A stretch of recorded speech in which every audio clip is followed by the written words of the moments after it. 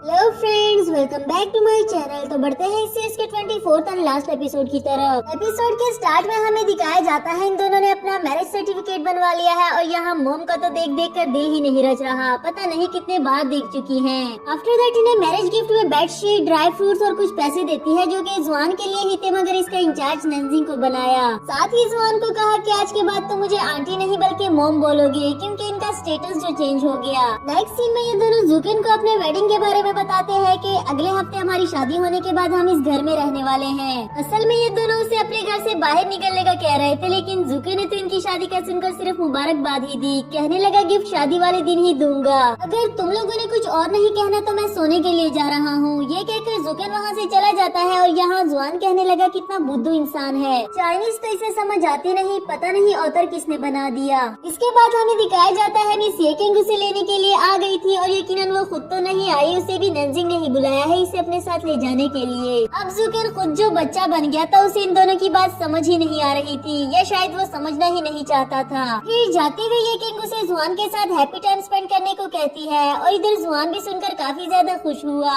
दूसरी तरफ उसके दिल की मुराद भी तो पूरी हो गई जुकेन को घर से निकालने की। जुकेन को लगा कि येकिंग उसे अपने घर लेकर जा रही है, पर ये तो इसे इसी के घर ले आई जो कि इसने भेज दिया था। बताने लगी मैं उस घर को सेल होने कैसे देती जिसे तुम्हें इतना ज्यादा प्यार है, मैंने तुम्हारे लिए इसे फिर से खरीद लिया। जुकिन भी सुनकर खुश हो गया। इसके बाद दोनों अंदर जाते हैं जहाँ येकिंग ने बताया कि मेरे पास तुम्हारे लिए एक जॉब है, लेकिन इसके लिए तुम्हें पे नहीं किया जाएगा। अगर वो अंदर पड़ा गिफ्ट मैंने 3 दफा ट्राई करने में निकाल लिया तो तुम्हें ये जॉब करनी पड़ेगी, वरना तो तुम्हारी अपनी मर्जी। आफ्टर दैट येकिंग उस गिफ्ट को बाहर निकालने की ट्राई करती है और यहाँ जुकिन अपनी मेमोरीज के बारे में सोचने लगा जब उसने पहली बार अपनी कंपनी बनाने का डिसाइड किया था। तब से लेकर आज तक येकिंग ने हमेशा उसका साथ दिया। इस दौरान बहुत सी उतार चढ़ाव आई, बहुत कुछ बदला, लेकिन येकिंग कभी भी उसके लिए नहीं बदली। इधर येकिंग ने गिफ्ट को निकालने के 2 चांसेस तो खो दिए। बेचारा जुकेन सोचने लगा कि कहीं वो तीसरा चांस भी ना खो दे और मैं कुआरा ही ना मर जाऊं। अब उससे लेकर खुद ही गिफ्ट निकाल कर देने लगा।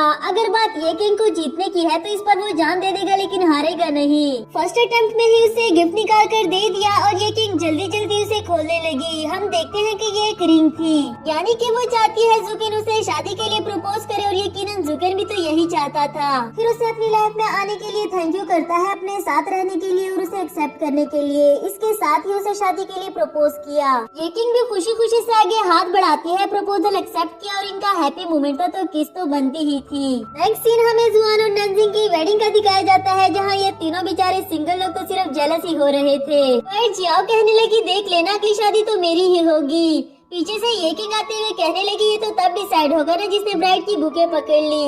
ये कहकर नंजिंग से मिलने उसके रूम में जाने लगी और यहाँ जुकेन भी उससे चिपका उसके पीछे जाता है। इस पर येकिंग ने उसे रोक दिया कि ब्राइड के रूम में लड़के नहीं जा सकते, यही रहकर इनसे बातें करो, फोटो लो। खैर वो लोग भी समझ गए कि जितना जुकेन उससे चिपक रहा है यकीनन अगली शादी इन दोनों की ही होने वाली है। इसके बाद हमें दिखाया गया एक यंग कपल इन दोनों की रिंग्स लेकर आता है और सामने ही दुल्हा भी खड़ा था काफी सज धज कर। दूसरी तरफ हमारी प्यारी सी ब्राइड की एंट्री हुई और साथ ही आते हुए जुआन के साथ गुजारे हुए लम्हों को रिकॉल कर रही थी। हर वो अच्छा बुरा वक्त जो इन दोनों ने साथ फेस किया, दिल ही दिल में उसे अपना अनफॉरगेटेबल लव बनने के लिए थैंक यू करती है। फिर नंजिंग की मोम उसे जुआन के पास लाते हुए कहने लगी कि मेरी बेटी थोड़ी सी सिली है, थोड़ी सी डम है। चाहे मैं इसकी बायोलॉजिकल मदर नहीं हूँ, लेकिन मैंने अपनी सारी जिंदगी में भी इससे सिंपल और प्योर लड़की नहीं देखी। आज से इसका हाथ तुम्हारे हाथों में दे रही हूँ, हमेशा इसका बहुत सारा ख्याल रखना, बहुत सारा प्यार करना। जो खुशियाँ मैं भी इसे नहीं दे सकी वो तुम देना। जुआन ने भी उनसे प्रॉमिस करके बेफिक्र रहने के लिए कहा। इसके बाद दोनों ही अपने मैरिज के वर्ड्स शेयर करने लगे। नंजिंग बोली मुझे आज का दिन ख्वाब लग रहा है, बिल्कुल वैसे ही जब तुम मुझसे पहली बार मिले थे और मुझे लगा था कि मैं ख्वाब देख रही हूँ। पहले तो तुमने मुझे बहुत तंग किया, बहुत परेशान किया, लेकिन पता नहीं फिर अचानक से ऐसा क्या हुआ कि मुझे तुम्हारी फिक्र होने लगी। तुम्हारे पास आने को दिल करता था, तुम्हें देखना चाहती थी और ये सब तुम्हारी गलती है, तुमने मुझे ऐसा बनाया। अब तुम्हें मेरा ख्याल भी रखना होगा। दोनों की एक्साइटमेंट का वो हाल था कि चेहरों पर हंसी और आंखों में आंसू थे। वैसे इस सीन ने मुझे भी इमोशनल कर दिया।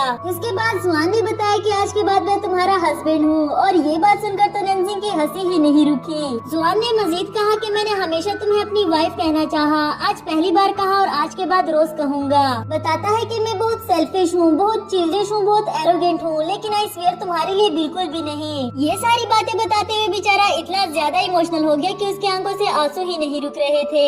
यहाँ तक कि अपनी लिखी हुई स्पीच ही भूल गया था। फिर निकाल कर नैन्सी को सुनाने लगा। उसे यकीन दिलाता है कि आज के बाद कभी भी तुम्हारी आंखों में आंसू आने नहीं दूंगा। वो सारी खुशियाँ देने की कोशिश करूंगा जो तुम डिजर्व करती हो।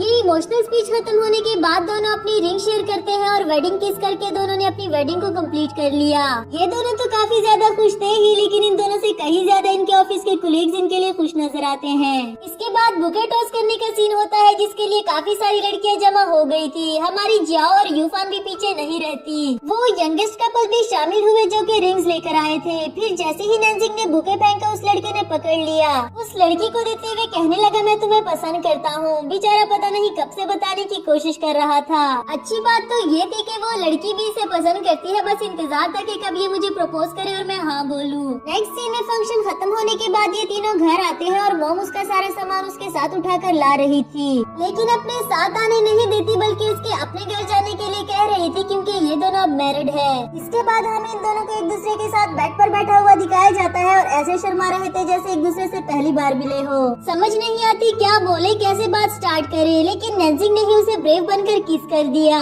नेक्स्ट सीन में नैन्जिंग जुआन को लेकर अपने डैड से मिलने के लिए आई थी, जहाँ जुआन उन्हें बताता है कि मैंने आपकी बेटी से शादी कर ली है। मैं जानता हूँ कि आपको मुझसे एक वादा चाहिए कि मैं आपकी बेटी को हमेशा खुश रखूँ, तो मैं आपसे वादा करता हूँ कि मैं हमेशा उसका सबसे ज्यादा ख्याल रखूंगा। इसके बाद जियाओजुन से कहने लगा, मैं जानता हूँ तुम्हारी विशेष क्या थी। मैं तुमसे वादा करता हूँ कि तुम्हारे लिए वो सारी विशेष पूरी करूंगा। सिर्फ नैन्जिंग का ही नहीं बल्कि तुम्हारी मॉम का ख्याल रखना भी अब मेरी जिम्मेदारी है। इसके बाद नैन्जिंग अपनी नॉवल खरीदने के लिए आई थी जो कि पब्लिश हो चुका है, पर देखकर हैरान हो गई कि वहाँ कोई भी मिस्टर बैड के नाम से बुक नहीं पड़ी। फिर शॉपकीपर से पता चला कि मिस्टर बैड की जितनी भी बुक्स आई थी वो सारी की सारी तो 1 घंटे में ही सेल हो गई। ऊपर से द फेमस ऑथर मिस्टर जुकेन ने भी इस नॉवल को रिकमेंड कर दिया, फिर 1 घंटे में तो सेल होनी ही थी।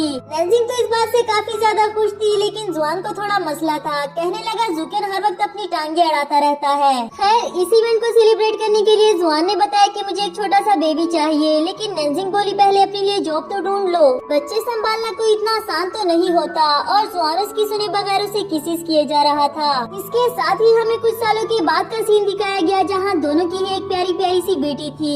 मदर्स इनको थोड़ी देर के लिए डैड्स के पास छोड़कर क्या चली गई, इन्होंने तो हशर का नशर कर दिया। और जैसे ही जुकेन को लगा कि वो दोनों घर आने वाली है, फौरन से जुआन के साथ अपनी जगह चेंज कर ली। उन्हें बताने लगा कि ये सारी जुआन की गलती है, मैं तो किचन में कुकिंग कर रहा था। जबकि जुआन बोला, झूठ बोल रहा है, ये सारा गंद इसने मचाया। फिर नैन्जिंग अपनी प्यारी सी बेटी जीजे के हाथ धुलाने लेकर गई। साथ ही बैठकर डिनर करते हैं और कल नैन्जिंग की नॉवल का साइनिंग इवेंट है, उसे डिस्कस करने लगे। जीजी अपने डैड को किसिस करती है और नैन्जिंग उन दोनों को आराम से खाना खाने के लिए कह रही थी। नेक्स्ट सीन में नैन्जिंग जुकेन को अपनी नॉवल की बुक देती है, उसे थैंक यू करने लगी कि जो कुछ मैं बनना चाहती थी वो सिर्फ आपकी वजह से बन सकी। इसके बाद साइनिंग इवेंट स्टार्ट होता है, जहाँ एक फैन नैन्जिंग से हाथ मिलाता है और उसके साथ सेल्फी ले रहा था, और इधर जुआन तो उन्हें देख देख कर जेलस होता रहा। इतना ज्यादा जेलस हुआ कि सबके सामने ही जाकर उसे किस कर दी। इसी के साथ हमें नैरेटिव वॉइस में बताया गया कि जुआन एक यूनिवर्सिटी का प्रोफेसर बन गया। नेक्स्ट सीन में वापस जाते हुए जीजी फेरी फाउंटेन के बारे में पूछ रही थी कि क्या यहाँ सच में फेरी रहती है, जिस पर नैन्जिंग बोली, मैं ये तो नहीं जानती, लेकिन यहाँ हमारी बहुत सारी मेमोरीज हैं। मैं तुम्हारे डैड से भी फर्स्ट टाइम यही मिली थी। जुआन ने उसे उठा लिया, फिर बातें करते हुए घर जाने लगे। यहाँ हमारा नॉवल खत्म होता है, वो नॉवल जो कि नैन्जिंग ने लिखा था। यानी कि हमारी पूरी सीरीज एक नॉवल है जो कि नैन्जिंग ने लिखा था, और इसमें से कुछ भी रियल नहीं था। ऑडियंस में से उससे क्वेश्चन किया गया कि तुमने ऐसे फैंटेसी वाला नॉवल क्यों लिखा, क्या रियलिटी में भी ऐसा हो सकता है। इस पर नैन्जिंग ने बताया, क्योंकि मैं उन लोगों को उम्मीद दिलाना चाहती थी जिन्होंने अपने प्यारों को खो दिया है। जरूरी नहीं कि जो लोग हमारी लाइफ में नहीं रहे तो हमने उन्हें हमेशा के लिए खो दिया। अगला सवाल हुआ कि क्या तुम्हारी लाइफ में भी कोई जुआन है, एंड नैन्जिंग बोली कि ऐसी फैंटेसी चीजें मेरी लाइफ में कभी भी नहीं हुई। दूसरी बात ये कि हमारी रियल वर्ल्ड में टाइम ट्रेवल जैसी कोई चीज नहीं। चाहे मेरे पास कोई जुआन नहीं है, लेकिन मेरे पास मेरे बचपन का दोस्त, मेरा प्यार, मेरा हस्बैंड जियाओजुन है। वो यूनिवर्सिटी में प्रोफेसर है और सेमिनार अटेंड करने की वजह से यहाँ नहीं आ सका, वरना मैं तुम लोगों को जरूर मिलवाती। दूसरी तरफ से उसका हस्बैंड जियाओजुन आता है और आप लोगों को जानकर खुशी होगी कि ये जुआन ही था। सभी रिपोर्टर्स को भी वो काफी ज्यादा हैंडसम लगा, उसकी तारीफें करने लगे और वो अपनी वाइफ को जाकर हक कर देता है। इसके बाद सबको थैंक यू कर रहा था कि आप लोगों ने यहाँ आकर मेरी वाइफ का सेशन अटेंड किया, और फिर सबके सामने अपनी वाइफ को किस करता है। तो गाइज, इसी के साथ ही हमारी इस सीरीज की हैप्पी एंडिंग हुई।